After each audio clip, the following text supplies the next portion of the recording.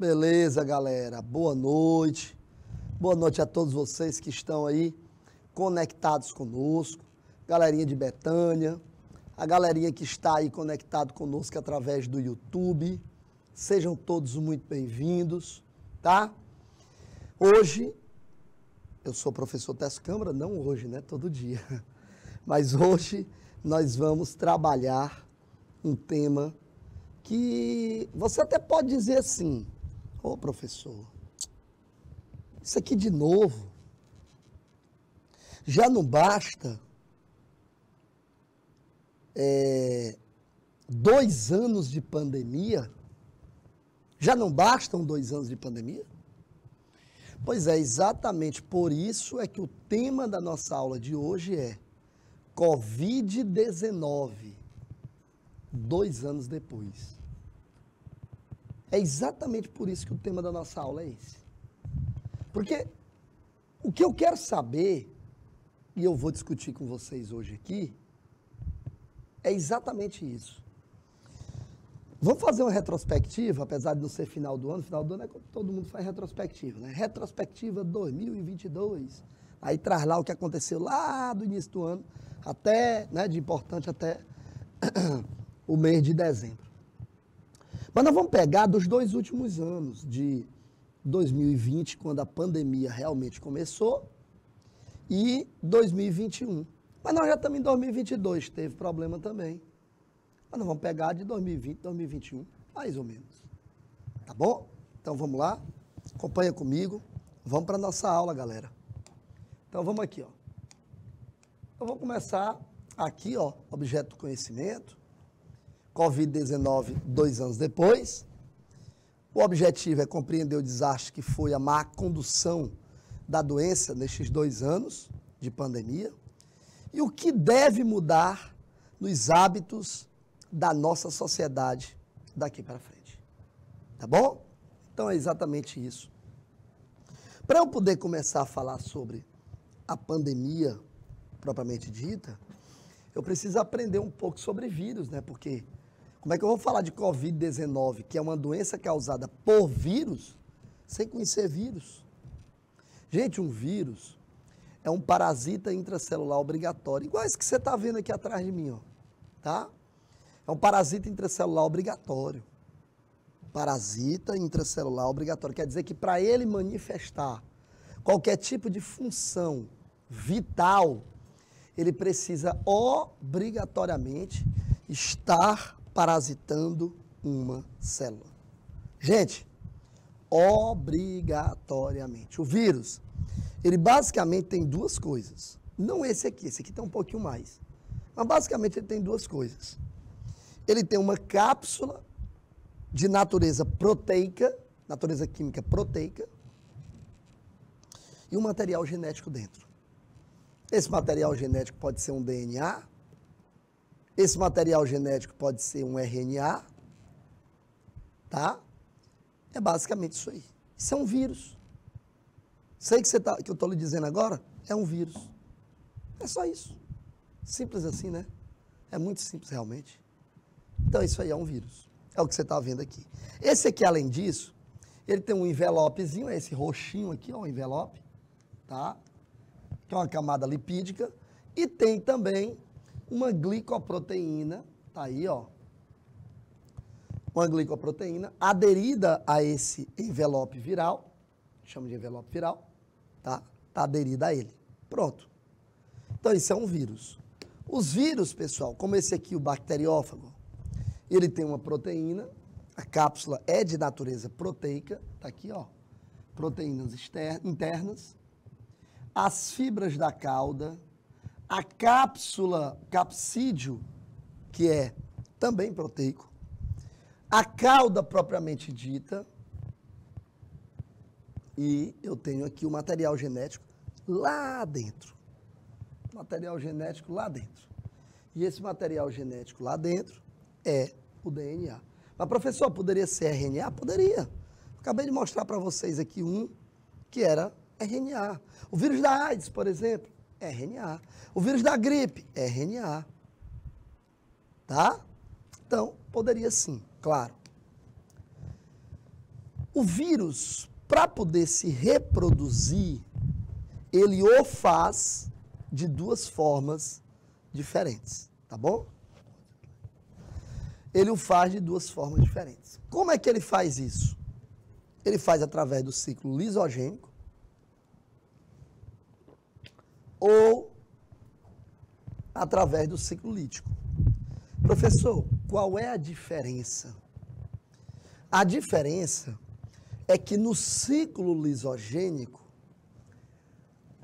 o bactério, aqui no caso é um vírus que ataca a bactéria, é o bacteriófago. Esse vírus, ele quando injeta seu material genético dentro da célula, esse material genético é acoplado ao material genético da célula, tá? É acoplado ao material genético da célula. Pronto. Ele faz isso. Tá? E aí ele fica. Aqui está a célula se dividindo, a célula hospedeira. Depois essa célula vai se dividir em mais dois, depois em mais dois. Depois essa aqui divide em mais dois, depois em mais dois, depois em mais dois. E assim vai embora. Mas a célula hospedeira, ela não sofre ruptura. Ela continua aí. Ela não sofre ruptura nenhuma. Tá? Nenhuma ruptura. Não sofre nenhuma quebra, nenhuma lise. Tranquilo? Show de bola? Mas, no ciclo lítico, a coisa é diferente. Por que é diferente, professor? Porque no ciclo lítico, você tem uma pequena separaçãozinha do ciclo lisogênico por um detalhe apenas. Sabe qual é esse detalhe? Eu vou lhe explicar. Tudo começa com a célula sendo invadida pelo vírus. Está aí, ó. Olha a célula sendo invadida pelo vírus. Esse aí é o tal do bacteriófago, tá? É o mesmo do slide anterior. Aí ele joga o material genético, ele injeta o material genético em seu interior. Esse material genético é incorporado ao material genético da célula hospedeira. Aí você vai dizer, mas professor, não estou vendo diferença nenhuma. Não estou vendo diferença nenhuma. Calma, que o ciclo não terminou ainda. Tá? Não terminou. Continua o material genético da célula hospedeira, junto com o material genético viral, que passa a partir de então, e aí, a partir desse momento, você tem a diferença, passa a comandar a informação dizendo assim, ó, a partir de agora, você trabalha para mim. A partir de agora, você vai começar a sintetizar proteínas que eu disser, da forma que eu disser, quando eu disser. E é assim que vai acontecer. Novas cápsulas proteicas são feitas, são produzidas, e daí ocorre lise bacteriana. Lise quer dizer quebra, ruptura, e com isso a liberação de novos vírus para o meio, que vão, portanto, parasitar novas células e executarem o mesmo ciclo. É assim que uma doença viral se instala no seu organismo. Muito bem. Covid não é diferente. Vamos começar a entrar agora no conhecimento do que é surto, endemia, epidemia e pandemia. Opa, começamos a falar de Covid. Surto. Surto é quando você tem um aumento repentino, é o que caracteriza. Um aumento do nada. Tá tudo bem, tudo bacana, e de repente, rapaz, eu fiquei sabendo que tá tendo um monte de gente doente de determinada doença lá na região do Disseu Arco Verde, aqui em Teresina. Pipocou um número de casos específicos de uma doença. Ih, cara, peraí. Ninguém estava nem tratando, ninguém estava nem falando dessa doença. Peraí. Aí o cara estuda qual é a doença, vê quais são as formas de contágio, vai até o lugar e verifica. Por que isso aqui está acontecendo aqui? Eu me lembro que teve um surto de doença de Chagas, se eu não estou enganado, numa cidade aí qualquer, não lembro, acho que no Rio Grande do Sul, não estou lembrando, porque o pessoal estava moendo cana com o barbeiro. E o barbeiro infectado com tripanossoma. E aí o pessoal começou a ter problemas. Olha aí. Dengue é um exemplo em algumas cidades. Endemia, quando uma doença ela é específica daquela região. Exemplo. Na região norte do Brasil, a malária é endêmica. Pará é endêmica. Para o Pará, malária é comum. É típico daquele local. Então, isso é endemia. Epidemia. Epidemia é quando você tem um aumento no número de casos de uma determinada doença acima do esperado. Quer dizer, todo ano espera-se que de dengue você tenha uma quantidade X de indivíduos naquela área. Não, a gente já espera que tenha um número X de pessoas com dengue. Mas, meu irmão, esse ano foi demais. Nós tivemos quase 2x. Aí é epidemia. Aí é epidemia. Deixou de ser uma dengue controlada, porque dentro daqueles números que a gente esperava, e passou a ser algo maior do que o que a gente esperava. E agora vem a Covid-19. Pandemia, agora é diferente. Pandemia é quando você tem a disseminação mundial de uma determinada doença, de uma nova doença. Nós não estávamos nem esperando. Quem é que estava esperando Covid-19? Me diz aí, fala sério. Eu não estava esperando Covid-19.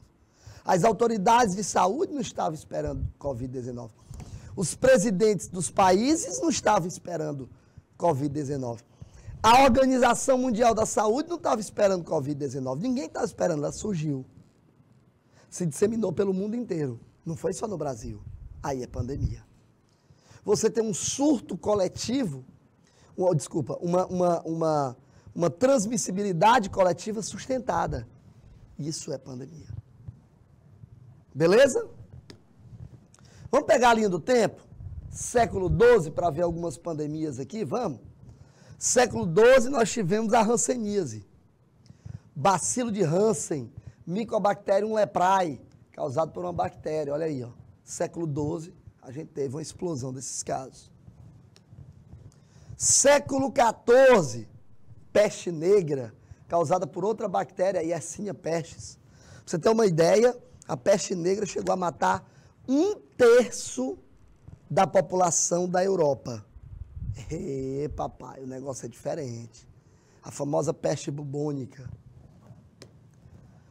Século XIX e século XX. Século XIX nós tivemos a varíola.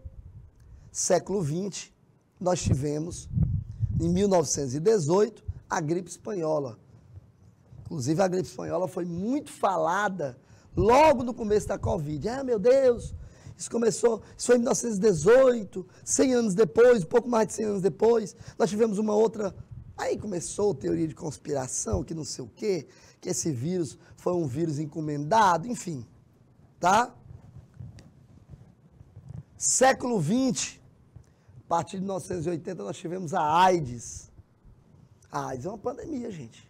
A AIDS é uma pandemia, tá? Século XXI, gripe H1N1 lá em 2009, tivemos algumas mortes, não chegou a ser propriamente uma pandemia, mas nós tivemos a influenza A, que é o H1N1. E agora no século XXI, em 2020, a partir de 2020, a Covid-19. Tá aí, cada um deles, pronto, tudo colocadinho aí, para você entender. Ficou fácil. Essa linha do tempo que eu tracei aí ficou legal, ficou bom para você entender.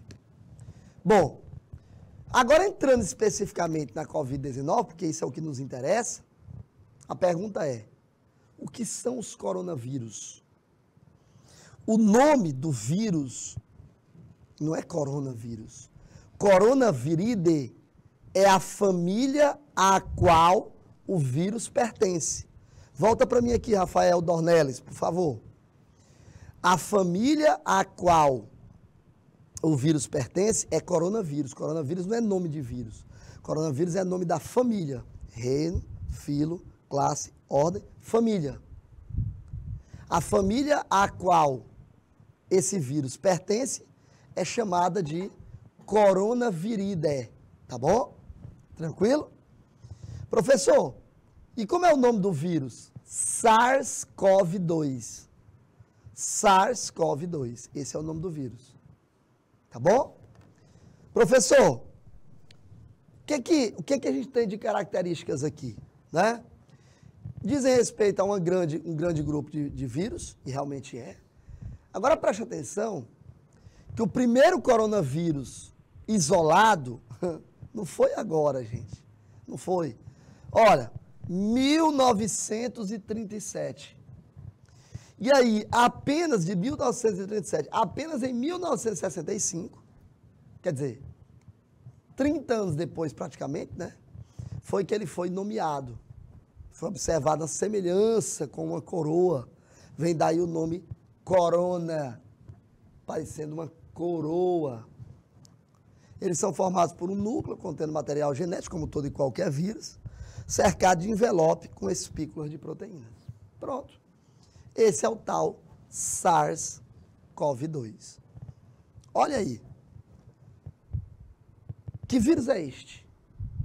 Covid-19, Coronavirus Disease 2019. Em 2012,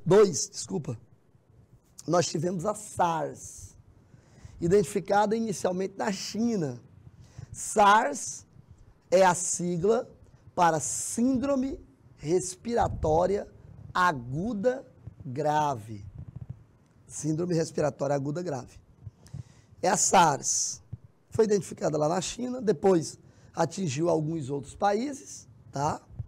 Com cerca de 8 mil pessoas acometidas e uma mortalidade aproximada de 9,6%. Em 2012, portanto 10 anos depois, nós tivemos a MERS. MERS é a Síndrome Respiratória do Oriente Médio, que foi assim chamada porque ela foi identificada em morcegos, em camelos e em humanos, lá na Arábia Saudita. E atingiu aí basicamente países asiáticos, alguns casos em outros continentes, mas muito pouco, ligados a viagens para essa região. Portanto, se não tivesse havido a viagem, não teria esse tipo de situação. Cometeu aproximadamente 2 mil pessoas, mortalidade aí em torno de 35%. Alta, né? Porque a anterior 9,6%, a SARS, em 2002. Em 2012, 10 anos depois, a MERS. Portanto, você teve uma taxa de mortalidade considerada alta, cerca de 35%. É alta, hein, gente? Você acha que a Covid-19 teve mais? Calma. Não. Sabe por quê? É que o número de pessoas que morreram no mundo todo, por ter sido uma pandemia, é que assusta. Vamos já ver no Brasil aqui quantos foram, tá? Atualizado, dados da agora. Vou trazer para você. Como se dá a transmissão da Covid-19? Como se dá a transmissão do SARS-CoV-2, que eu falei para vocês, que é o nome do vírus? Gente, isso já é conhecido de todos nós. A gente sabe como é que se dá esse processo de transmissão, né? Através do espirro, através da tosse, através do catarro, através de gotículas de saliva, não é? A gente tem aí os chamados aerossóis, gotículas de saliva que saem cada vez que você fala, cada vez que você espirra. Esses aerossóis ficam em suspensão no ar, principalmente em ambiente fechado. Cara, você deve lembrar que quando isso estava lá na... Volta para mim, por favor, Rafael. Você deve lembrar que quando isso estava lá naquele boom, né, da Covid-19, as pessoas ficaram loucas, né, porque ninguém queria mais ficar perto de outra pessoa com qualquer síndrome gripal, característica de síndrome gripal. Ninguém queria. Por que não, professor? Ora, mas rapaz, eu vou ficar perto de alguém, a possibilidade desse alguém estar com Covid é alto. O fato dessa pessoa estar no mesmo ambiente que eu e ambiente fechado, me dá total possibilidade de contrair a Covid-19. Total possibilidade de contrair a Covid-19. Eu, particularmente, tive. Você teve Covid? Não, não teve Covid. Eu tive. Fui vacinado 4 vezes, mas ainda assim tive Covid-19. Graças a Deus, na minha casa, eu, minha esposa e meu filho, nosso filho, teve Covid-19. Ainda quis se tornar grave um pouquinho, fiquei extremamente preocupado, né? Não podia ser diferente, mas graças a Deus conseguimos controlar, resolver o problema, resolver a infecção, graças a Deus. Se nossa filha de 3 anos à época, 2 anos, teve ou não, não dava para dizer, porque a gente sabia que criança, ainda quanto mais nova, menor o número de receptores e por isso a possibilidade era muito pequena. Muito bem. Vamos lá então, né? Eis aqui, portanto, os números atualizadíssimos. E aqui eu trouxe estado a estado, que eu não vou ler, é claro, né? O Brasil registrou até o mês de, se eu não estou enganado, esse dado aqui é do mês de julho ou agosto desse ano. Portanto, está atualizado demais. Né? 684 mil mortes registradas, fora aquelas que possivelmente, houve óbito por causa da Covid, mas que não foi registrado. Beleza? Aí nós temos aqui, vamos pegar aqui. Claro que a gente considera, se você tem um estado com um número maior de pessoas, né, que a população é maior, evidentemente, que a contribuição desse estado é muito maior. Né? É óbvio, não tem nem discussão. Como, por exemplo, São Paulo. Né? São Paulo nós tivemos aqui, ó, um campeão aí, 174 mil mortes. Piauí está lá no final, né? Praticamente, levando em consideração a questão aí da população, esse é o grande detalhe.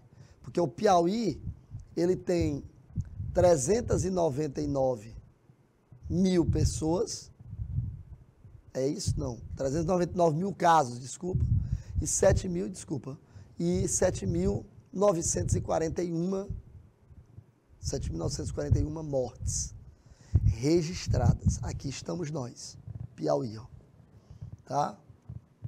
399 mil pessoas infectadas, quer dizer, registradamente infectados, e um número de 7.941 mortos. E eu queria aqui, Rafael, que você voltasse para mim, antes da gente passar para as questões, porque eu queria chamar você aqui para uma reflexão nesse momento. Gente, imagina 7.941 mortes. Imagina 7.941 pessoas no estado do Piauí, estendidas no chão, e você olhando para elas. Por que você está pedindo para fazer essa reflexão, professor? É para mostrar para você que cada vida que foi perdida na batalha contra a Covid-19 tem uma importância, tem um significado muito grande. Talvez até você se compadeça desta pessoa que morreu, da família desta pessoa que morreu, com a família, mas não é a mesma coisa de quem perdeu esse parente. Não é. Não é. Mas eu posso dizer uma coisa a você. Quem perdeu sabe a dor que teve, que sentiu quando perdeu. Com certeza. Com certeza absoluta. E não é razoável que hoje, no Brasil, 684 mil pessoas tenham perdido suas vidas e a gente tenha deixado isso para trás. A gente precisa ter tirado uma lição disso aí. Essa é a reflexão que eu quero chamar você aqui e agora. É muito importante que eu e você saibamos a importância de cada vida dessa. Tranquilo? Vamos lá para as nossas questões? Então vamos lá. Como sempre, eu vou dar um tempinho para você. Primeira questão diz assim: o SARS-CoV-2 é um vírus identificado como a causa de um surto de doença respiratória, detectado pela primeira vez em Wuhan, China, em dezembro de 2019. Esse vírus possui uma alta e sustentada transmissibilidade entre pessoas, tendo originado a pandemia da Covid-19. De acordo com a nota técnica 04/2020 da Anvisa, a Agência Nacional de Vigilância Sanitária, sobre Covid-19, marque a alternativa incorreta. O que está incorreto aí, gente? 2 minutos e eu volto. Até já.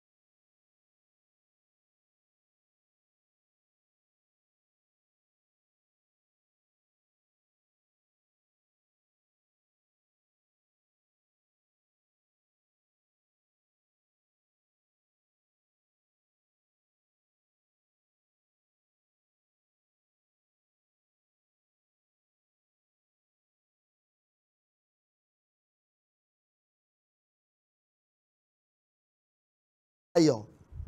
Muito bem. Nós temos aí, portanto, na primeira questão, ele quer saber o que está incorreto. Gabarito letra B de bola diz assim, ó: o reconhecimento precoce e o diagnóstico rápido de infectados e contactantes não são essenciais para impedir a transmissão. Gente, pelo amor de Deus. Conhecendo hoje a Covid-19 como nós conhecemos, dizer que não são essenciais, pelo amor de Deus, são essenciais até demais para você poder fazer impedir a transmissão. Claro, não tem o que discutir. Não tem nem o que discutir, gente. Vamos para a próxima, vamos para 2. De acordo com o plano de contingência nacional para a infecção humana pelo novo coronavírus, Covid-19, a partir do registro de 100 casos positivos do novo coronavírus, Covid-19, devem ser adotadas as medidas recomendadas para o nível de resposta. Que tipo de resposta?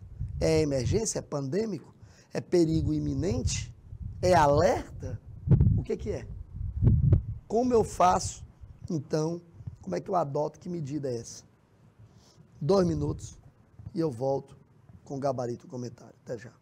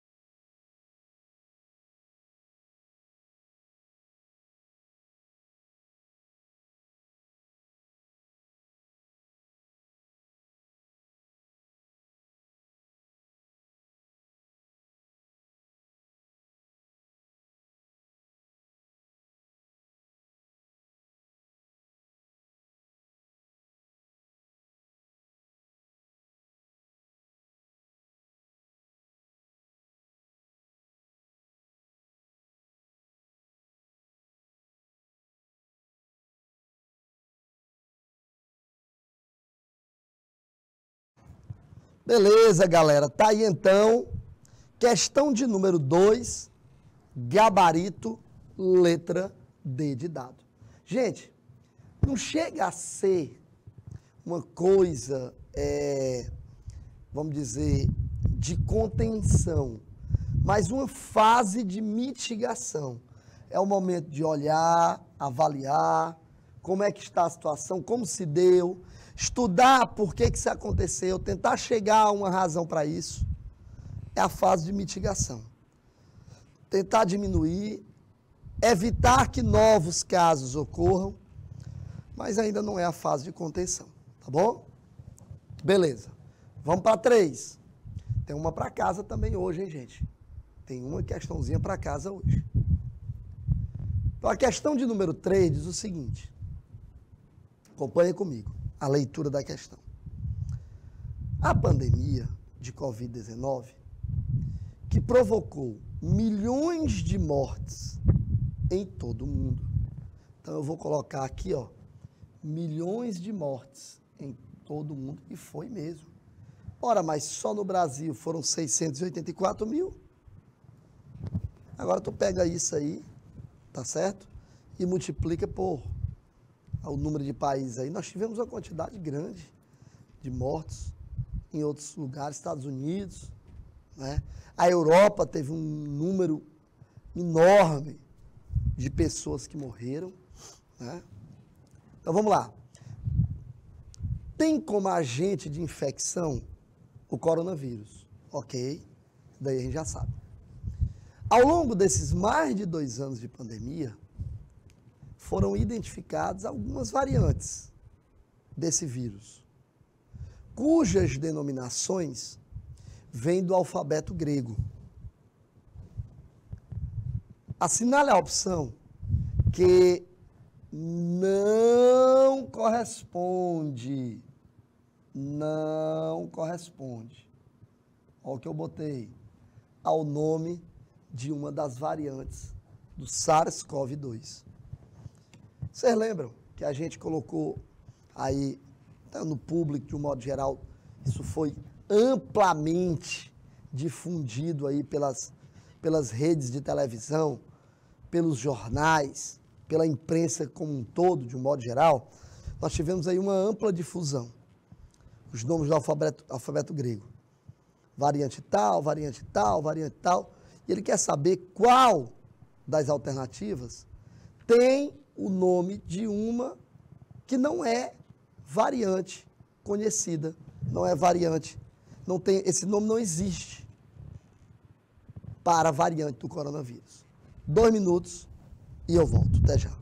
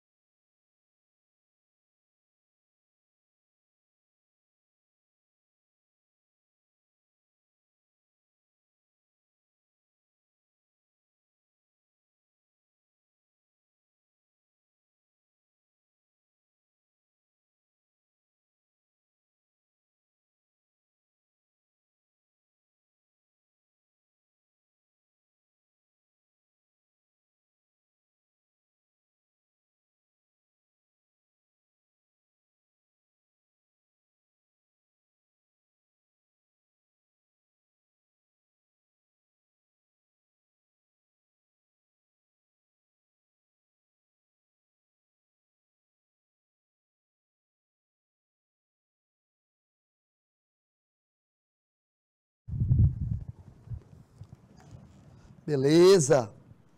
Pessoal, essa daqui eu acho que está na cara, né, gente? Essa daqui está na cara. Não existe esse nome de gama, não, rapaz. Alfa, beta, gama, delta, né? A gente conhece, mas de gama, isso não existe, não. Tá? Questão 4, penúltima de hoje. Nos últimos dias de janeiro de 2020, o ministro da Saúde no Brasil confirmou o primeiro caso suspeito de coronavírus no Brasil. Tratava-se de uma estudante brasileira que esteve em viagem para a China e permanecia internada em Belo Horizonte. No entanto, após exames, a suspeita foi descartada. Até esse período, o mundo registrava 2.798 casos de Covid-19, sendo a China o epicentro da doença, com 2.761 pacientes confirmados. A cidade de procedência da estudante e que se tornou o centro das discussões sobre o vírus identificado no Brasil como corona foi. Que cidade foi essa? Essa é fácil, 1 minuto só 1 minuto e eu volto. Até já.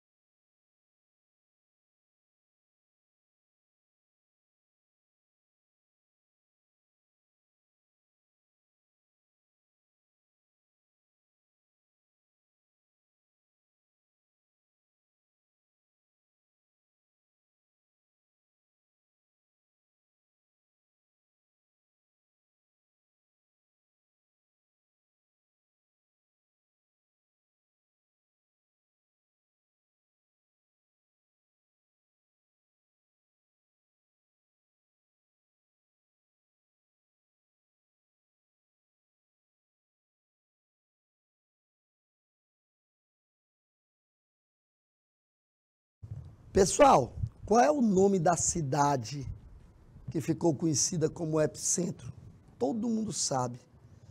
É a cidade de Wuhan, na península de Hubei, né? Todo mundo conhece. Beleza, na China, né? Portanto, letra B. E essa é para casa, gente. Essa não é para você responder, é apenas para copiar. Eu só vou te dar um minutinho para você copiar ou fazer o print. É melhor fazer o print. 1 minuto. Na sequência, eu já volto para a gente finalizar a nossa aula de hoje. Até já.